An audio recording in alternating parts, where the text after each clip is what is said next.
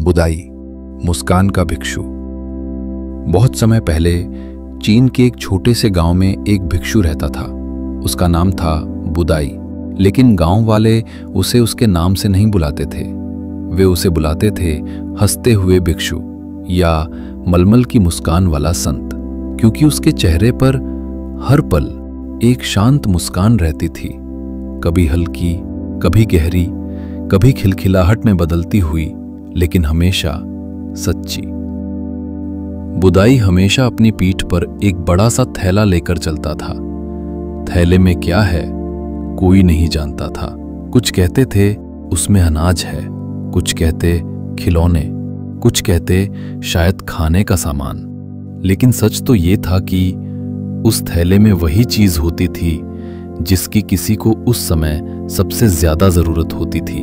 अगर कोई बच्चा रोता हुआ मिलता तो उसके थैले से खिलौना निकल आता। अगर कोई भूखा दिखता तो उसी थैले से रोटी, संतरा या भाप उठाता चावल निकल आता। अगर कोई उदास होता तो बुदाई उससे कहता, थोड़ा मुस्कुराओ, मुस्कान भी एक तरह का भोजन है।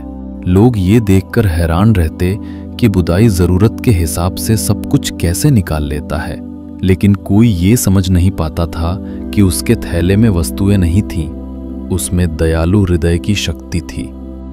एक साल गांव में बारिश नहीं हुई, फसलें सूखने लगीं, नदी का जल कम होने लगा, चारों ओर चिंता फैल गई। गांव वालों ने सोचा इस बार शायद बुदाई भी उदास दिखेगा, लेकिन वो पहले जैसा ही था, हल्की मुस्कान, चमकती आंखें और वही भारी थैला।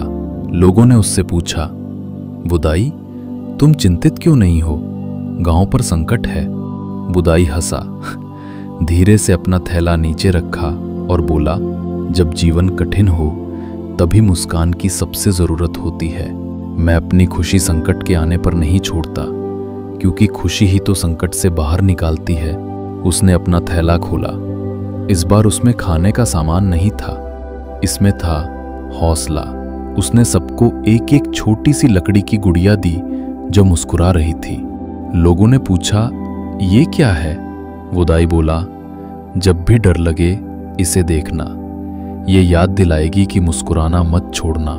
गांव वाले चौंक गए, इतनी बड़ी समस्या में ये बस एक मुस्कुराती गुड़िया, लेकिन धीरे धीरे ये छोटी मुस्कान गांव में बड़ी ऊर्जा बन गई। लोग अधिक मेहनत करने लगे, साथ साथ रहकर काम करने लगे, और कुछ ही दिनों में गांव ने एक नई तकनीक से कुआं खोद लिया। पानी मिल गया, जीवन लौट आया। गांव वालों ने कहा, बुदाई का जादू चल गया, लेकिन बुदाई बस मुस्कुराया, क्योंकि असली जादू तो उनकी खुद की मुस्कान थी। बुदाई और छोटा बालक। एक दिन बुदाई सड़क किनारे बैठा था।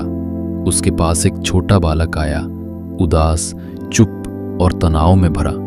बच्चा बोला, मेरी परीक्षा खराब हो गई, पापा नाराज हैं, मुझे लगता है मैं बेकार हूं। बुदाई ने उसे गौर से देखा और बिना कुछ कहे अपना थैला खोला। इस बार वहां से एक टूटा हुआ कटोरा निकला। बच्चा बोला, ये टूटा हुआ कटोरा क्यों? बुदाई ने कहा, क्या तुम इसे खराब मानते हो? बच्चा बोला, हाँ, ये टूटा है।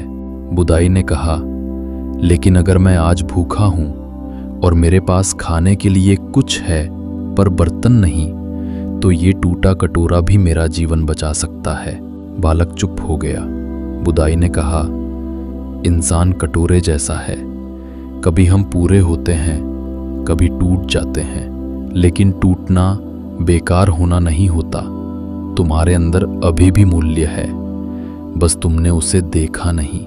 बच्चे के चेहरे पर हल्की मुस्कान आई। बुदाई ने उसके सिर पर हाथ रखा। जब तुम अपने आप को मुस्कान दोगे, दुनिया भी तुम्हें मुस्कुराकर देखेगी। बुदाई की अंतिम शिक्षा। एक दिन अचानक बुदाई गांव से गायब हो गया। न कोई आवाज, न कोई विदाई, न कोई पद चिन्ह। बस उसका थैला पड़ा था, खाली, हल्का, और उसमें एक संदेश, जिसने भी मुस्कान को अपनाया वही मेरे थैले का असली वारिस है। गांव वाले समझ गए कि बुदाई कोई साधारण भिक्षु नहीं था। कुछ कहते वो एक संत था, कुछ कहते वो बुद्ध का अवतार था, कुछ कहते वो सिर्फ एक महान मनुष्य था, लेकिन सब एक बात मानते थे।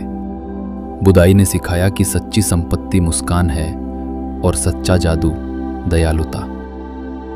कहानी का गूढ़ संदेश: जब भी जीवन कठिन लगे, जब आपका मन भारी हो, जब आपके विचार उलझ जाएं, तो बुदाई की बात याद रखना। चिंता से कोई समस्या हल नहीं होती, लेकिन मुस्कान समस्या को हल करने की शक्ति देती है। और शायद इसलिए बुदाई को दुनिया लाफिंग बुद्धा के नाम से जानती है, क्योंकि उसकी असली पूजा पत्थर की मूर्ति नहीं, बल्कि उसके भीतर की करुणा थी। अगर आप जीवन में कुछ अच्छा देना चाहते हैं तो बस इतना दे दीजिए, एक मुस्कान, एक दयालु शब्द और किसी रोते हुए मन को थोड़ी सी आशा। यही बुदाई की विरासत है।